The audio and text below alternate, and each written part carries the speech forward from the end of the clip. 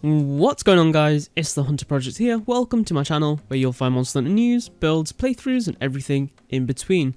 With the release of 3.0, the May update, we also got a good look at the roadmap for Monster Hunter Rise in the coming months. I don't want to make this video too long or even just longer than necessary, so let's jump straight into it. So here is the roadmap, and of course we've already gotten the May 3.0 update where we got the return of Valstrax, a few more quests. Some of the Apex monsters got their standalone quests, and of course the finale to the main game story, which was great for the most part. Apex and Ogre was also quite enjoyable to fight as well, so it was nice to see that implemented very well. The roadmap also gave us a good look at the next 3 months, June, July and August. Starting off with June, where we have the most information, we have the first Capcom collaboration, which is the one and only Capcom collaboration that we've been made aware of what the collaboration is, and of course, as you can see on screen, that will be for Monster Hunter Stories 2. On top of that, we will be getting some downloadable content and event quests.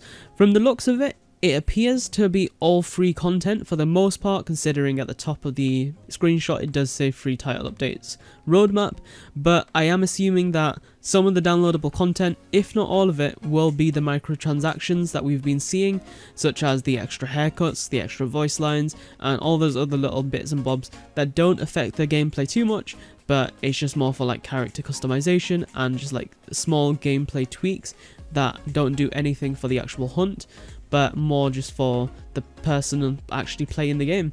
And I hope they do add a lot more event quests, similar to how many there were in World. Of course that will rack up over time, but during this update, as it appears there won't be any new monsters in the June update.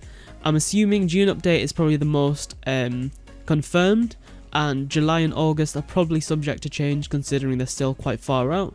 And from the looks of it, none of them will be having new monsters, but we could get some surprise implementations. I wouldn't be surprised if Capcom keeps everything under wraps, like extremely tightly, considering how many leaks they've unfortunately had to deal with.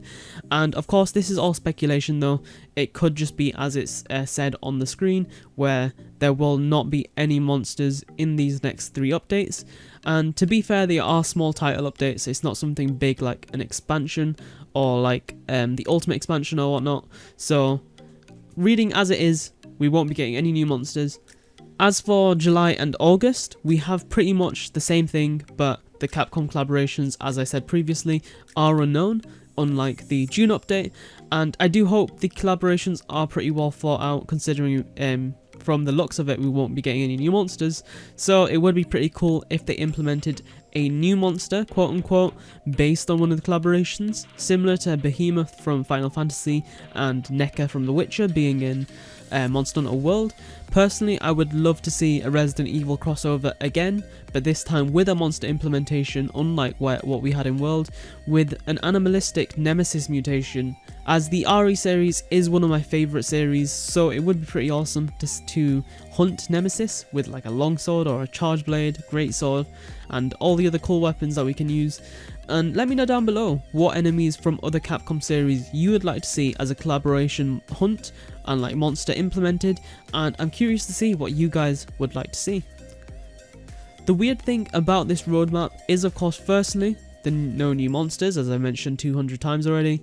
For the 3 straight months, we won't be having any, and there's no confirmation or hints as to what post-August has in store for us. I extremely doubt we will be getting an ultimate expansion, considering the base game was behind on schedule from the get-go, so having an Iceborne-like expansion to launch less than a year later would be extremely unusual, and possibly worrying if they ended up doing it, which it just won't happen.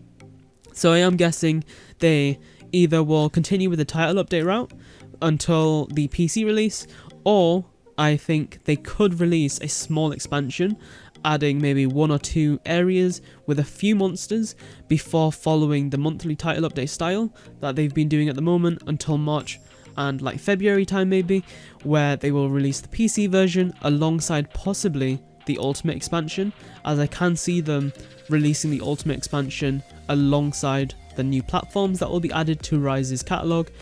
And I will be doing a full video on what I hope to see in Monster Hunter Rise Ultimate, version, or whatever they may call it if they do go with like the Iceborne style of name. So definitely stay tuned for that. And with that said, guys, that does bring us to the end of this video. If you did enjoy, be sure to smash the like, subscribe buttons. It's extremely appreciated and helps out the channel a ton. Don't forget to join our Discord, link is at the top of the description, and comment down below as to what you think about the roadmap. Thank you all so much for watching, and I will see you in the next one. Bye.